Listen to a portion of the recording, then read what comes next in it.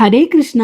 ശ്ലോകം 38 ഭഗവാന്റെ നാമങ്ങളുടെ തത്വവും അർത്ഥവും നോക്കിയാലോ. പത്മനാഭോ അരവിന്ദാക്ഷ പത്മഗർഭ ശരീരഭ്രത്. പത്മനാഭ, തൻ്റെ നാഭിയിലുള്ള പത്മത്തെ ഈ ലോകം ആക്കിയവൻ. അരവിന്ദാക്ഷ, താമരപ്പൂ പോലെ സൗന്ദര്യം നിറഞ്ഞ കണ്ണുള്ളവൻ. പത്മഗർഭ, ഹൃദയകമലത്തിൽ വസിക്കുന്നവൻ. ശരീരഭൃത്, സകല ജീവജാലങ്ങളുടെയും ശരീരം പോഷിപ്പിക്കുകയും നിലനിർത്തുകയും ചെയ്യുന്നവൻ.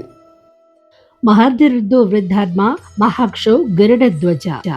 മഹർദേ, അതുല്യമായ ഐശ്വര്യവും മഹിമയും ഉള്ളവൻ. വൃദ്ധ, സമ്പൂർണ്ണ സിദ്ധിയും സമൃദ്ധിയും പ്രാപിച്ചവൻ. വൃദ്ധാത്മാ, ആദിയുമില്ല അന്തവുമില്ലാത്ത സനാതന സ്വരൂപൻ. മഹാക്ഷ, സർവവും കാണുന്ന ദിവ്യസൃഷ്ടിയുള്ളവൻ. ഗരുഡധ്വജ, ഗരുഡനെ ചിഹ്നമായും വാഹനമായും ധരിക്കുന്നവനെന്നും അർത്ഥം. കരുണയും ശരണാഗതിയുമുള്ള ഭക്തനെ ഭഗവാൻ എപ്പോഴും കാത്തു സൂക്ഷിക്കുന്നു എന്ന തത്വം. സർവം കൃഷ്ണാർപ്പണം.